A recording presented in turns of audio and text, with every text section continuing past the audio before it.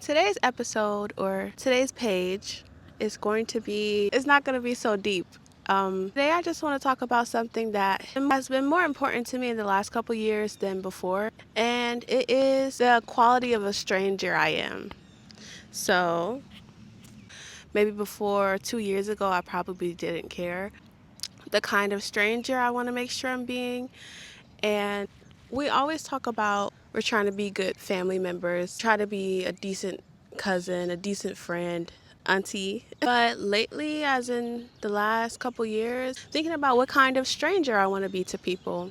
For me, it looks like just smiling more, just looking out for people, and it doesn't have to be in a grand way, but I don't know, it's something that I think about now. One of my favorite things to do, I feel like I'm playing a game and it's just with myself. Like, this stuff is itchy. I like to pay for like the person behind me in whatever line I'm in. Sometimes, not all the time. And I like to leave before it's their turn so that they don't have to thank me or anything. It's actually really fun, and it's not even something to brag about because it's honestly, it makes me so giddy like a little girl. It's just funny. Like, it's just fun, and I get to leave before they find out. Like, it's just fun. Yeah, like being kind, sharing a smile is just more important to me now. And that's it. I don't know what else to say. Like, I knew I wanted to talk about this, but I didn't have like a whole lot of talking points. It actually rained a lot today, and so it's a little gloomy here. And it's a little stanky. I was like, I have to record something. It's a little stank over here. I'm gonna try to hurry up and leave so I won't be stank. That's it. Just what kind of stranger do you want to be? That's been a question, and I try to answer it every day. Obviously, I want to say this before you are any kind of good stranger to strangers. It's important to be good to the people you actually know first. Recently, right, I went to the movies. If anybody knows me, I love a good solo whatever. Like, I go everywhere by myself pretty much. The movie was over, and this dad had his daughter with him, and he didn't want to bring her in the men's bathroom. So he kind of just stopped me like, hey, can you take her in there? And I was like, okay, obviously that's risky because you don't know what kind of person I am, and you want to always make sure your daughter is protected. He trusted I wouldn't do anything weird. That stuff matters because like we have to be trusted adults. I don't know what this video is about anymore, but like, I just want to be a trusted stranger. No worries when you're around me, no worries when your kids are around me, no worries.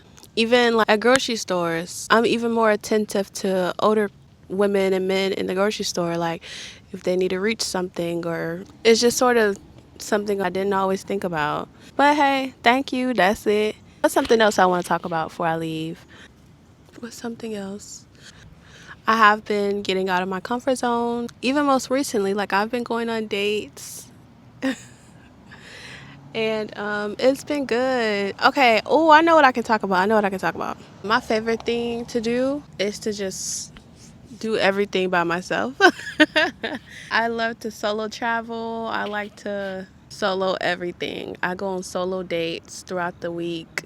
I just like being by myself. I don't know. I have been going on dates, guys. I have, and it's been cool. I don't know what it is. Okay, wait, guess how old I am. Guess how old I am before I say it. 3, 2, 1. Okay. I'm 23. For some reason, all the men who approach me so much older, like age gaps on top of age gaps, like maybe 40.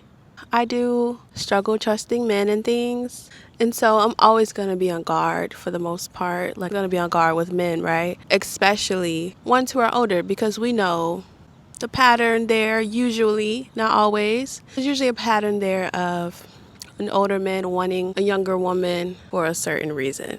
Grooming, be more naive, all those things. I always tell my sisters, like, every time a man is trying to approach me or whatever, or trying to like take me out or whatever, I'm like, girl, like, it's always the same thing. I'm like, girl, he's 40, like, he's 35, like, and these are not old ages, but I'm 23. I'm just like, oh, like, is he trying to get me? Is he trying to get me? Like, is he trying to get me? Like, one guy, he's very attractive. Mind you, all of these men are attractive men. They're very handsome men. It's never all that in the cards for me. Such an age gap, you know? And then it's like, what do you want, sir? My sister, she knows that I really don't open up to men. So she kind of challenges me, like, just go on a date, like, just do this. And I'm like, okay. Younger sister, by the way. And she's like, girl, just do it. And I'll be like, okay. Okay, stick a butt. So far, all the men I've gone on a date with, that I finally said yes to, so far, all of the men I've gone on a date with, extremely attractive. But by the end of the date, they usually always have a better understanding of who I am. Thanks for going on a date with me. It was amazing. It was nice to meet you. I hope I get to know you more. But they always say, you seem so much more mature than I thought. Two things. Either they're trying to impress me by calling me mature and intelligent for my age, or two, may have initially desired me for one reason and found out that I wasn't that kind of girl. Who knows? Yeah, who knows? That's the update on my love life. It's pretty non-existent. It's not exciting. Like, if anything, I'm pushing myself to even go on dates because I genuinely like to just be by myself for the most part. I do know that I'm 23. Time goes by so fast. That means I'm basically going to be 30 in 2 years. And I'm like, I know I want kids.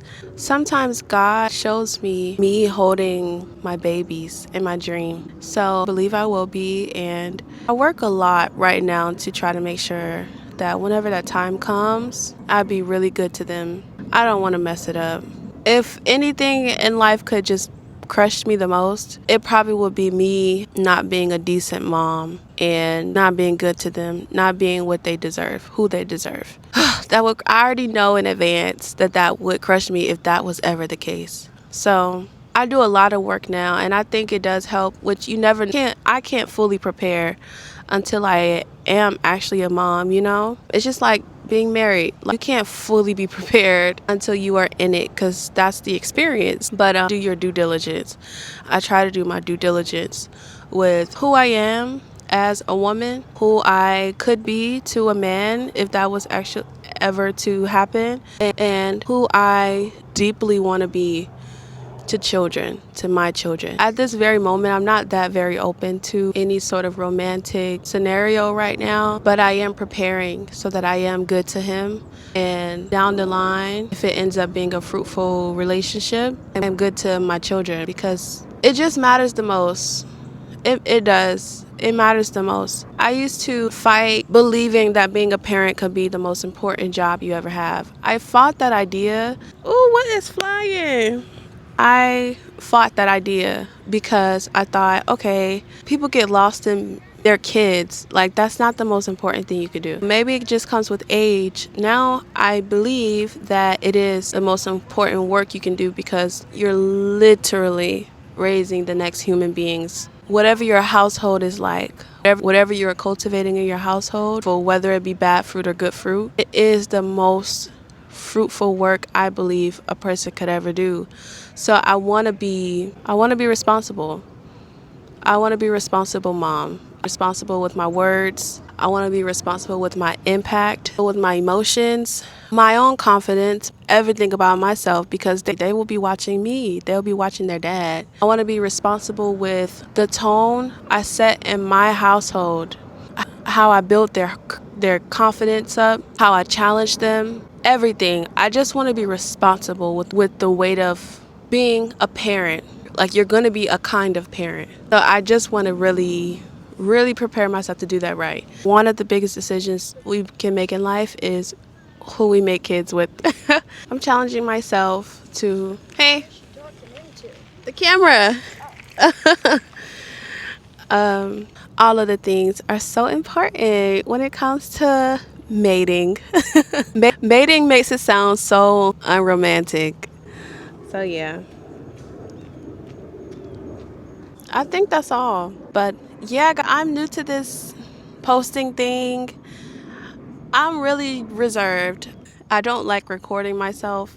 I don't like sharing details of my life or my business or whatever. So, me posting and me actually talking, different territory for me, but I'm just doing it. I'm challenging myself to get uncomfortable a little bit more and just post my life, even though I feel like it's such a violation of my privacy. I'm trying to post and speak finishing an album. My intro and outro song is actually a sneak peek. Thanks for listening to me violate my own privacy. All right.